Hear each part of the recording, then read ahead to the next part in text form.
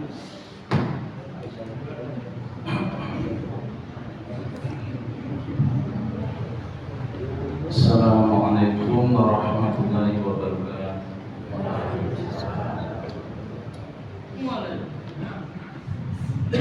Alhamdulillah, asyhadu an la ilaha illallah wa asyhadu anna Muhammadan abduhu wa rasuluh. Allahumma shalli ala Muhammadin wa ala alihi wa sahbihi wa man tabi'ahum bi ihsan ila yaumil amma ba'd.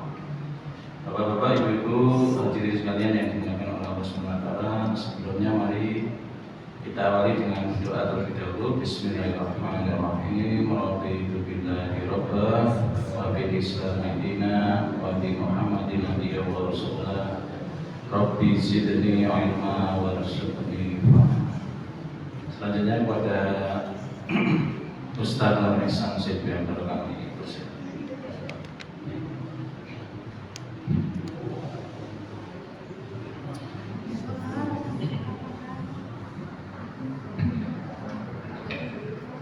Bismillahirrahmanirrahim. Assalamualaikum warahmatullahi wabarakatuh. Alhamdulillahirabbil alamin, wassalatu wassalamu ala asyrafil anbiya'i wal mursalin, nabiyina Muhammadin wa ala alihi wa sahbihi ajma'in. Allahumma shrah li sadri wa yassir li amri wahlul 'uqdatam min lisani yafqahu qawli. Allahumma inna nas'aluka ilman nafi'an wa rizqan thayyiban wa 'amalan mutaqabbala. Allahumma la sahla illa ma ja'altahu sahla wa anta taj'alul hazna idza syi'ta sahla. Bapak, Ibu, dan adik-adik yang kami muliakan, alhamdulillah, tiada hentinya kita menjadikan puji syukur kita kepada Allah Subhanahu wa taala yang memberi taufik kepada kita hingga saat ini untuk berkumpul di rumah Allah ini, melanjutkan kembali membaca dan mempelajari hal-hal yang memang Allah wajibkan atas diri kita. Kalau tidak salah ingat, Bapak Ibu, pada pertemuan 2 pekan yang lalu kita sampai kepada firman Allah Subhanahu wa taala, fa'lam annahu la ilaha illallah wastaghfir li dzambik. Fa'lam, ketahuilah bahwasanya la ilaha, tiada zat yang berhak untuk kita ibadahi, yang berhak untuk kita agungkan dengan merendahkan diri kita, kecuali Allah Subhanahu wa ta'ala.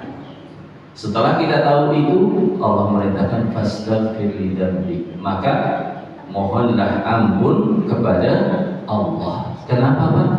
Karena ketika kita tahu tidak ada zat yang berhak kita agungkan, tidak ada zat yang lebih berhak kita muliakan, kita taati, apakah kemudian kita mampu memberikan hak Allah tersebut, Bapak Ibu? Ataukah kita masih banyak hal-hal yang kita langgar? Ya. Setelah kita tahu bahwa la ilaha illallah, tidak ada yang berhak untuk kita ibadahi, kita agungkan, tidak ada yang lebih berhak kita menundukkan diri daripada kepada Allah, realitanya kita masih banyak melanggar hal-hal tersebut. Maksiat, siapa Pak yang bisa bersih dari maksiat di antara kita? Pasti masih bergelimang dengan maksiat. Kita yang bapak-bapak mungkin cari nafkahnya tidak 100% bisa halal, karena kalau ngantor mesti ada keterlambatan. Gimana Pak? Nek ngantor ya mesti ada keterlambatan. Nek dagang pasti ada apa? Ada kelebihan, kekurangan, kadang kepleset lisan, lenawake kemempengan, apa? Terlalu bersemangat sampai mensifati barang dagangan kita di luar realita kenyataan yang sesungguhnya. Demikian juga apa? Ibu-ibu, para wanita, apakah kita sudah bisa atau mungkin apa menutup aurat secara sempurna? Kan masih kadang juga masih apa? Ibu-ibu sudah bisa Bu sempurna Bu? Nah, belum, masih belum. Ketaatan kepada bapak-bapak apakah betul-betul sempurna atau masih kadang angkat suara dan maiku? Kadang kita apa? Angkat suara dan maju kan. Kalau bapak jauh itu belum tentu sehari sekali Pak biasanya. Gimana Pak? Nek jauh itu belum tentu sehari sekali. Tapi kalau ibu-ibu berapa kali sehari Pak? Bu? Kadang sampai berkali-kali. Nah ini juga apa? Hal-hal yang setelah kita tahu bahwasanya tidak ada yang berhak kita agungkan, kita taati, kita muliakan daripada Allah, itu pun apa? Kita masih sering berbuat kesalahan, kekurangan, belum mampu memberikan hak yang Allah wajibkan kepada kita. Oleh karena itu Allah memerintahkan kepada kita untuk wastaghfir, maka mohonlah ampunan kepada Allah atas dosa-dosa. Bapak Ibu sekalian, kemarin juga kita sampaikan bahwasanya la ilaha illallah itu pembahasannya ada dua. Pembahasan kaitannya dengan fikih, pembahasan kaitannya dengan akidah dan keyakinan. Fikih itu apa Pak? Fikih itu hukum duniawi, dibangun di atas perkara-perkara yang kelihatan secara zahir, secara nyata. Adapun akidah itu dibangun di atas nama, itu adalah perkara-perkara ukhrawi, akhirat, berkaitan dengan keyakinan yang itu tersembunyi dari kebanyakan pandangan mata kita. Nah, kalau kaitannya dengan fikih, semua yang mengucapkan la ilaha illallah Muhammadur Rasulullah itu hukumnya apa Pak? Muslim. Hukumnya muslim.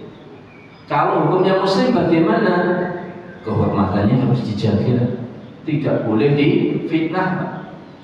Kalau misalnya ada seorang laki-laki atau anak muda, laki atau perempuan, misalnya apa? Masuk kamar berdua. Nek jenengan sumudan mboten Bu. Nek anten cah enom, lanang wedok urung nikah kok masuk kamar, kelihatan masuk kamar, apalagi mungkin di Jogja saat ini kan banyak kos, banyak kos, dan itu nuwun sewu, sebagian penelitian menunjukkan pergaulan bebas yang mengerikan. Biasanya Pak, nuwun sewu ini contoh elek ini. Nek ada anak muda atau misalnya apa di kos perempuan atau kos laki-laki kok ada perempuan masuk di kamar kosnya, yang terlintas di benak kita apa Pak? Wah itu mesti nikah. Tapi Islam itu sangat menjaga kehormatan seorang muslim. Meskipun realitas seperti itu tidak boleh kok keluar dari lisan kita apa? Oh ini zina. Ini apa? Melakukan zina. Tidak boleh. Bahkan jenengan ngonangi orang nganggo klambi ten kamar niku terus apa? Tuduhan zina disebarkan ke boten pati.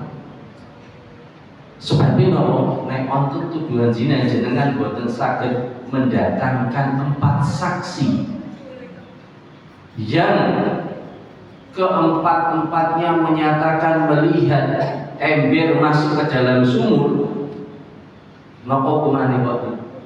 Jenengan dicambuk 80 kali. Lha kira napa Pak Bu? Istilahnya napa ya? Nek suudon Pak mboten ngerti, aku dene ya suudon lagi. Wong misalnya mlebu kamar, wong loro keconangan orang nganggo klambi misalnya. Nek jenengan nganti medal wan saking napa dari mulut kita tuduhan si A sama si B sudah berzina. Kalau secara aturan Islam nek kula napa panjenengan betul saged mendatangkan 4 saksi yang melihat secara langsung ember itu masuk sumur, napa Pak? Sing dihukum sinten? Ya. Sing melempar napa fitnah. Bisa jadi yang dua tadi juga dihukum, ada hukuman secara Islam, tapi hukuman yang lebih berat siapa Pak? Orang yang menuduh. Jadi kalau orang sudah namanya muslim, kehormatannya terjaga, hartanya terjaga, kemudian apa lagi? Darahnya terjaga. Itu secara hukum duniawi. Lah kalau di hukum akhirat, hukum ukhrawi, tidak semua yang mengucapkan la ilaha illallah itu termasuk muslim. Tidak semua yang mengucapkan la ilaha illallah menjadi muslim. Contohnya pun apa? Wonten ing hadisipun Kanjeng Nabi sallallahu alaihi wasallam, nanti di akhirat Allah Subhanahu wa taala mengumpulkan seluruh umat manusia di padang mahsyar. Ketika semua umat manusia termasuk yang muslim, munafik, kafir berkumpul semua di padang mahsyar, Allah mendatangkan sesembahan-sesembahan mereka di dunia. Ada didatangkan sosok Nabi Isa, Uzair, matahari, bulan, sesembahan-sesembahan yang dulu diagungkan manusia di dunia. Kemudian diperintahkan, ada yang menyeru, lihatlah kullu abidin ma'budah. Hendaknya apa? Setiap penyembah mengikuti sesembahannya. Ya, setiap orang yang menyembah sesuatu hendaknya dia mengikuti sesembahannya. Maka apa?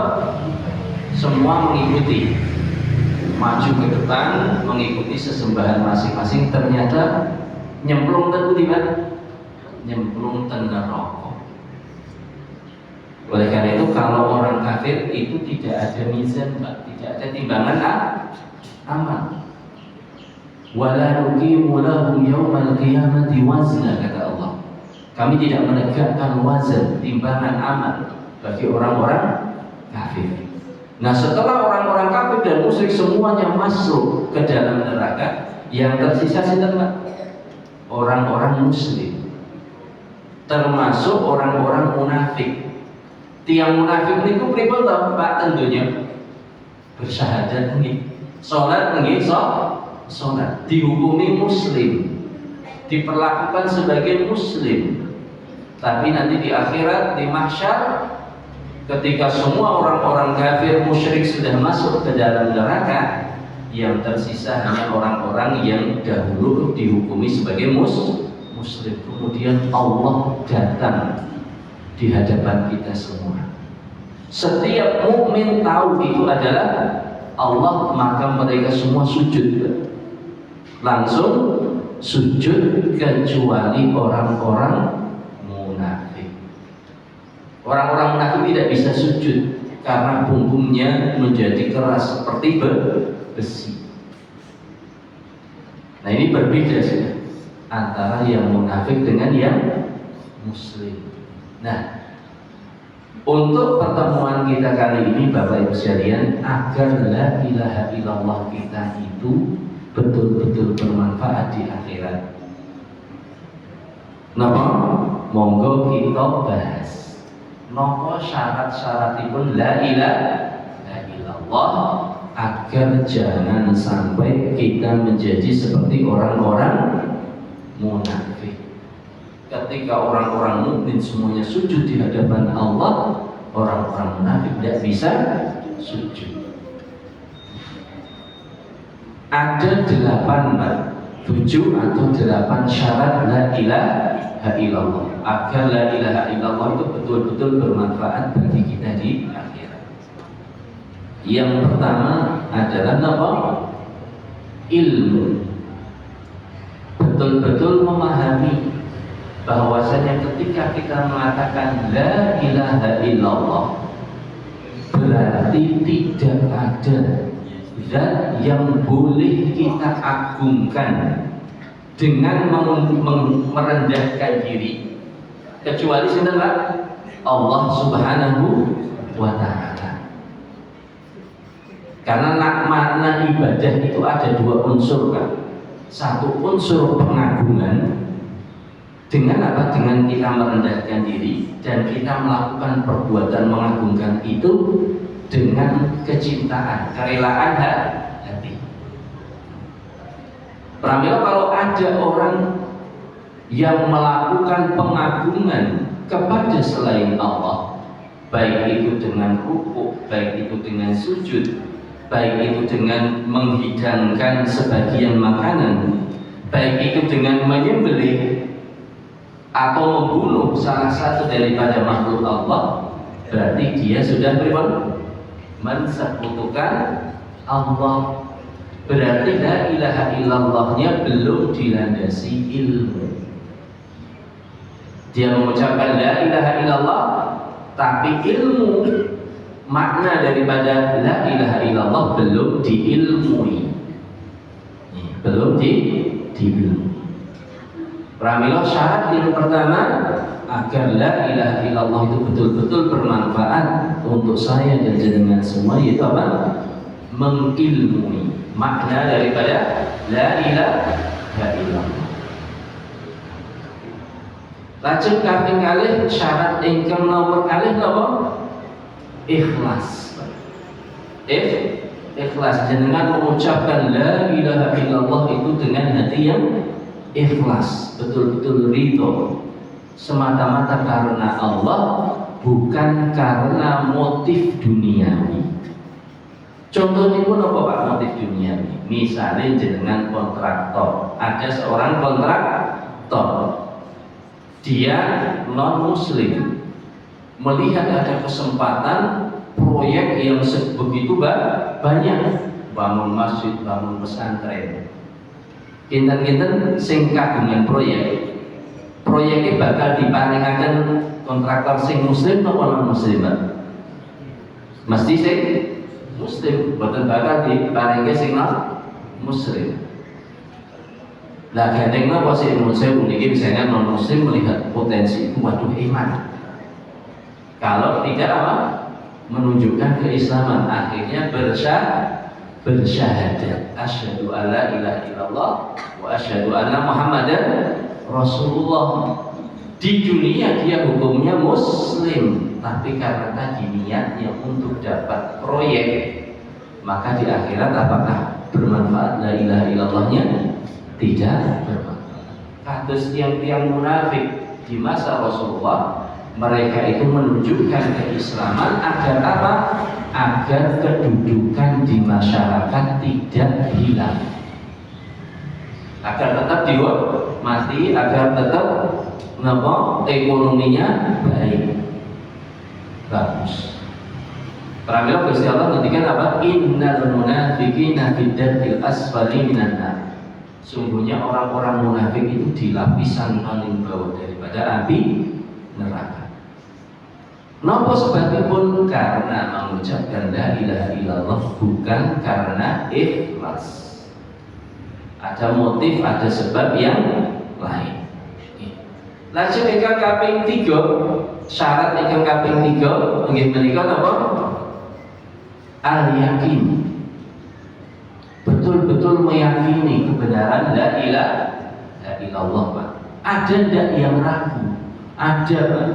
Di media sosial kadang yang muda-muda itu disebarkan, apalagi nuwun sewu niki sebagian budayawan ataupun sebagian motivator itu menggunakan beberapa dalil agama untuk memotivasi, tapi kadang kebablasan. Kebablasan pripun? Kadang melemparkan pernyataan lu yang non muslim kan mereka juga berbuat kebaikan. Masa orang baik kok dimasukkan ke neraka? Mereka juga punya surga sendiri. Nah ini kan pernyataan pripun?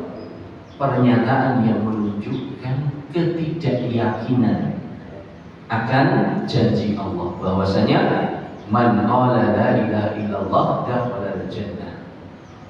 Barang siapa yang mau mengucapkan la ilaha illallah dengan benar, dengan yakin, ganjarannya adalah surga. Tapi sebaliknya, orang yang tidak mau bersyahadat, dia tidak akan masuk surga. Nah, tadi kalau ada orang meragukan, itu kan orang non punya kebaikan, suka bantu orang, suka mengayomi anak-anak yatim, masa tempatnya ke neraka. Nah ini kan apa Pak? Menunjukkan keyakinan, tidak yakin akan la ilaha illallah. Nah, ini termasuk yang merusak la ilaha illallah. Maka apa? Orang muslim itu harus yakin surga itu hanya untuk orang-orang yang beriman. Karena Rasulullah mengatakan ma yasma'u bi Yahudiyyun wa Nasraniyyun thumma la yu'minu bi illa dakhala al-jannah aw kama qala. Bahwasanya tidak ada seorang pun Nasrani atau Yahudi yang mendengar diutusnya Rasulullah kemudian mereka tidak mau beriman kecuali tempatnya adalah neraka. Jadi tidak boleh kita ragu tentang makna la ilaha illallah dan konsekuensi la ilaha illallah. Kemudian yang selanjutnya adalah al-qabul, menerima. Syarat yang keempat itu apa? Menerima sepenuhnya kalimat la ilaha illallah dan konsekuensinya. Contohnya pun apa, Pak? Mengucapkan la ilaha illallah ning salat 5 waktunya bolong. Mengucapkan la ilaha illallah tapi masih suka menunjukkan pengagungan kepada selain Allah. Bahkan ada ada seorang tokoh yang mengatakan apa? Kalau menyembelih untuk misalnya punya proyek bandara atau jembatan untuk gedung besar, kemudian ada yang menyembelih untuk yang nunggu di tempat situ, katanya ini bukan musyrik, ini namanya negosiasi sama apa? Sama yang punya yang bertempat di situ. Ini batil, itu bukan negosiasi, itu namanya apa? Mengagungkan selain Allah. Karena hakikatnya dia kan takut. Kenapa kok nyembelih? Karena takut akan diganggu dengan makhluk-makhluk astral atau yang semisalnya. Nah, ini adalah apa? Tadi Pak, syarat dia mengucapkan la ilaha illallah tapi belum sepenuhnya menerima konsekuensi daripada la ilaha illallah. Nuwun sewu. Mungkin ada juga sebagian pegawai, entah di PU, entah di perpajakan, entah di keuangan, entah di BUMN, ketika merasa gajinya kurang, melakukan apa, Pak? Markup, menaikkan harga atau mengurangi nilai proyeknya 100 miliar, bisa tidak selesaikan 90 miliar, mau tak kasih proyek itu. Kalau enggak. Ini juga mengucapkan la ilaha illallah, tapi tingkat penerimaan akan konsekuensi la ilaha illallah masih apa, Pak? Belum sempurna.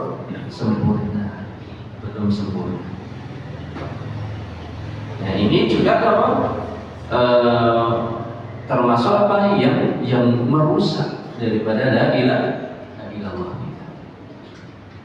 Kemudian selanjutnya yang nomor 5 adalah as-sidq, jujur di dalam mengucapkan la ilaha illallah. Bukan karena apa, misalnya hidup di tengah masyarakat muslim, wah, tidak enak, takut nanti maslahatnya kurang muamalahnya kurang bisa baur, akhirnya masuk atau bersyahadat tapi tanpa kejujuran, sekedar untuk ngumumi masyarakat. Nah, ini juga merusak. Terus selanjutnya apa, Pak? Al-mahabbah, mencintai la ilaha illallah. La ilaha illallah itu betul-betul dicintai. Jangan sampai Pak kalah dengan kalah dengan sebagian ajaran yang menyimpang yang diwarisi dari nenek moyang kita. Contohipun sinten? Contohipun Abu Thalib. Abu Thalib niku sepanjang hidup belani Kanjeng Nabi sallallahu alaihi wasallam. Tapi ketika beliau sakaratul maut, Rasulullah berkata, "Ya am, qul la ilaha illallah kalimatan uhajju laka biha indallah." Wahai paman, ucapkan la ilaha illallah, kalimat yang akan saya gunakan untuk apa? Membantu Anda di hadapan Allah. Lajeng pripun pembesar Quraisy apa? Bujudi Abu Thalib berusaha menipu. Ya Abu Thalib, atarghabu an millati Abdul Muttalib. Wahai Abu Thalib, kamu tidak suka sama agama bapak. Kita kan biasanya di lingkungan manapun yang dimuliakan, yang dihormati sinten? Orang tua, ajaran leluhur kita. Nah, itu sayangnya sering digunakan untuk menjauhkan orang atau masyarakat dari tauhid, dari la ilaha illallah. Apabila harus dengan mahabbah. La ilaha illallah itu tetap harus dengan mahabbah, melebihi kecintaan kita kepada ajaran nenek moyang kita, leluhur kita, kalau memang tidak sesuai. Contohnya pun niki nggih nuwun sewu niki. Memang contoh-contoh itu ya tetap harus apa yang ada di fakta yang ada di masyarakat. Bisa jadi ada yang kurang berkenan, tapi bagaimanapun harus kita jelaskan. Contohnya pun nek keris-keris sing kuno niku Mas. Regine awis mboten? Awis, mahal. Di uri-uri mboten kalih apa? Kalih sing kagungan. Sampai-sampai apa? Kadang dimandikan, kadang diberi sesajen. Nah ini apa? Kadang diberi bunga. Nah bunga itu sebagian juga makanan daripada apa? Makhluk halus, jin. Nah yang seperti ini tidak boleh. Kecintaan kepada benda-benda seperti ini mengalahkan kecintaan la ilaha illallah. Kalaupun jenengan mau koleksi ya sekedar koleksi saja. Koleksi apa? Barang antik, tidak perlu diagung-agungkan, tidak perlu dimuliakan, karena itu juga benda biasa. Nah ini apa? Mahabbah. Jangan sampai kecintaan kita kepada la ilaha illallah itu kalah dengan kecintaan kepada ajaran leluhur kalau bertentangan dengan la ilaha illallah. Kados sinten Abu Thalib ketika dibujuk, apa kamu tidak suka dengan agama bapakmu? Akhirnya tidak mau mengucapkan syahadat. Lajeng napa Pak? Ingkang kaping 7 nggih menika napa? Al-inqiyad. Al-inqiyad itu tunduk sepenuhnya daripada konsekuensi la ilaha illallah. Boten protes, boten istilahnya apa? Boten wonten sing grundel nek didhawuhi Gusti Allah. Nah, ingkang kaping 8 napa syarat ingkang ke-8 inggih menika napa? Berlepas diri dari semua yang diibadahi selain Allah. Berlepas diri dari hal-hal atau perkara-perkara yang diagungkan selain Allah. Niki kan saya berikan realita juga di masyarakat kita. Kadang di sebagian tempat itu pohon-pohon kita itu diparingi apa Pak? Sarung, kotak-kotak hitam sama kotak putih. Tujuannya untuk apa? Tujuan wisata. Untuk tujuan wisata. Padahal hakikatnya itu apa Pak? Mengagungkan atau menghormati apa? Pohon. Jadi ketika ada alasan ini untuk wisata, hakikatnya yang melakukan itu belum sepenuhnya berlepas diri dari benda-benda hal-hal yang diagungkan selain Allah. Contoh yang sanesipun, ketika ada orang yang masih nguri-uri bahwasanya ada Dewi Sri, dewinya Pak padi, ketika panen kemudian ada sedekah bumi, ada sedekah yang semisalnya, itu belum sepenuhnya berlepas diri dari hal-hal yang diagungkan selain Allah. Pramila apa Pak? Niki 8 syarat yang harus betul-betul kita jaga agar la ilaha illallah kita bermanfaat di akhirat. Napa mawon Bapak? Wonten sing nyatet mboten? Yang pertama apa? Ilmu. Ngilmuni la ilaha illallah. Ingkang kaping kalih ikhlas. Ingkang kaping 3 apa? Yakin. Ingkang kaping sekawan qabul, menerima dengan sepenuhnya. Ingkang kaping gangsal as-sidq, jujur. Ingkang kaping 7 napa mahabbah, kaping 6 mahabbah, mencintai la ilaha illallah. Ingkang kaping 7 napa al-inqiyad, tunduk sepenuhnya kepada konsekuensi la ilaha illallah. Ingkang kaping 8 napa kita melepaskan diri, tidak mau terlibat dengan bentuk-bentuk pengagungan kepada selain Allah. Ini kau apa Pak? Syarat-syarat la ilaha illallah agar betul-betul bermanfaat di akhirat kita. Sampun jelas ya? Masih berapa menit? 2-3 menit. Menika wau insyaallah Bapak Ibu untuk materi kita hari ini, yaitu apa? La ilaha illallah itu ada pembahasan berkaitan dengan fikih, ada pembahasan berkaitan dengan akidah. Yang berkaitan dengan fikih, semua yang mengucapkan la ilaha illallah secara sadar, dia hukumnya muslim, diperlakukan sebagaimana muslim yang lain.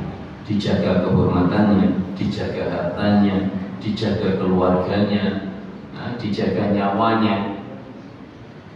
Kemudian yang berkaitan dengan akidah adalah apa? Hukum akhirat. Tidak semua yang mengucapkan la ilaha illallah bermanfaat bagi.